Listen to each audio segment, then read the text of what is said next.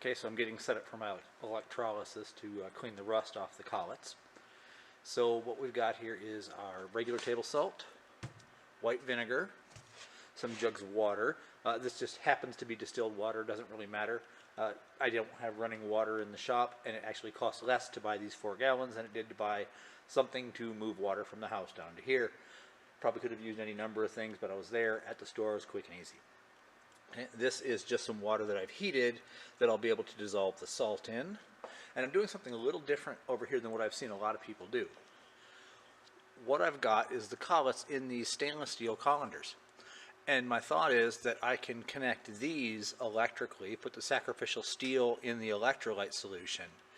And just because this is all metal, that these should be able to conduct well and hopefully clean all of those without having to thread them all through wire and hang them in solution and other such things like you see a lot of the other videos do. I've never seen a video do this, and I thought it'd be an interesting way to try it. It'd be very nice for doing small parts in batches as well. So we'll take a look at this and see how it's going. So over here I've got my battery charger, and you can see it's indicating this battery back here is sulfated, which is actually a good thing. These modern battery chargers, these smart chargers, will not put out current unless there is a battery attached. A lot of the electrolysis videos show the old style battery chargers without the automatic feature. Those will put out current in just an electrolyte solution. These new ones won't. Having a bad battery that never gets charged ensures that this charger continually puts out juice, and what we're going to do is basically just wire this tank in between the battery and the charger. This will provide the constant load that will allow the charger to keep outputting current. So I'm going to get this wired up and then cover how this is done, and we'll come back in the next segment.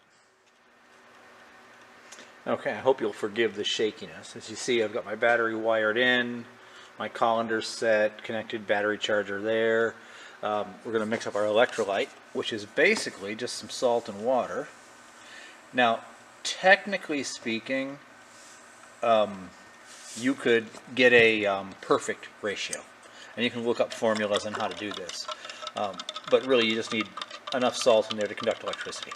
So you could check it with a meter. There's other ways to go about doing this, but you can kind of play it by ear. If you see bubbles coming off, it works fine. So that, and the vinegar. Obviously, I have a gallon of vinegar. You don't need a gallon. You only need enough to turn the solution acidic, which is not that much vinegar at all. Quarter cup maybe in this entire vat that's going to go in. The rest is just going to be water. But vinegar is just so cheap that I use it for cleaning other things around the shop, rust removal, whatever. So we've got our vinegar here. So once our salt is dissolved, we're going to put our salt water in here and add our gallons of water and some vinegar and turn the power on. And things should be going pretty good. So I'll come back once that's dissolved and we've added all of the ingredients to our soup here, and we'll see what's going on. Well, I have to say I'm pretty impressed so far. As you can see, the water already has a tint to it. It was, of course, clear when it first went in. This has only been running about 10 minutes. As you can see, I have some parts that are above the water line. I had accounted for the holes in the handle here and had a little bit of a spill that I had to mop up and then lower the water level a little bit. I also added an electrode on the opposite side to distribute the forces a little bit.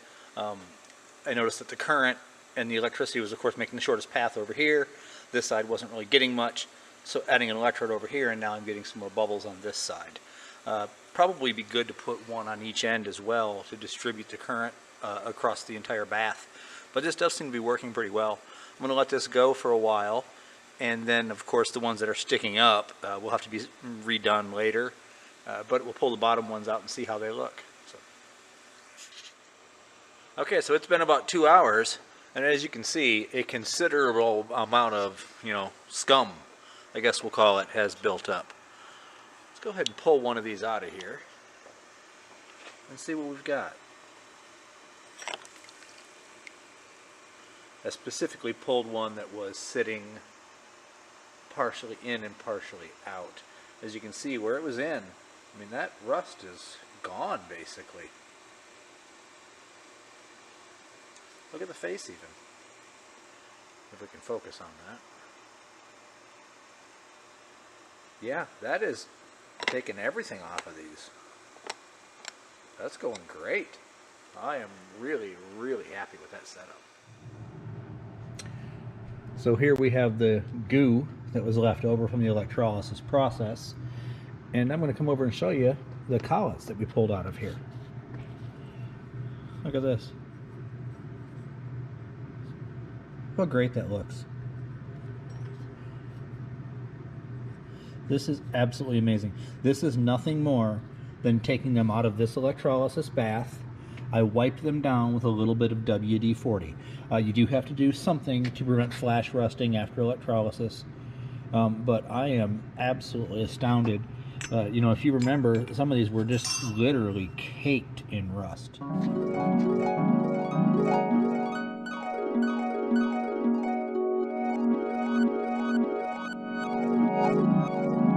Literally caked in rust. This came out amazingly good. Just kind of glance over these here. Hopefully you can get a good view of these. What I'm going to do is I'm going to walk over to another spot and show you what I did next to take them one step further. But I mean, as these are shown here, this is literally right out of the electrolysis bath, wiped with WD-40. That's it. I mean, all this rust, you can see what came off of here. I'm going to build a much better formal system. This was just proof of concept right here. Worked great. So let me take you over and show you the next set and what I did after this. Okay, these also went through the electrolysis bath, but what I did is I actually stuck these in the lathe, not in the collet closer, just in the lathe itself. I put the collet closer threaded end that goes here in the 6-jaw, and then I was able to thread these in, and with a little emery paper I was able to get off that little bit that was on there, but it didn't really do much. It polished them up more than anything else, but all the rust and corrosion was taken off the electrolysis bath. So really, for a little extra polishing, this one I didn't hit yet. You can see it's a little rough on the end, but you can see the ones that I did. See how smooth and shiny that looks. That was after just some emery cloth in the lathe. So that worked out really good. And then, of course, after this, spray down in WD-40 again. So came out really, really well. I'm very, very pleased with this. This, again here, this one that was heavily corroded. This is no longer corrosion. That's just some of the pitting that was left over from the original corrosion. But it is rust-free. Let's see here. There we go. Maybe you can see that. I can read all the numbers, all the designations, and all the collets. I'm not sure if the lighting will show up in here, but I'm able to read them all. So I'm very, very pleased. I'm going to run the rest of the components for the lathe through the electrolysis process to clean all those up.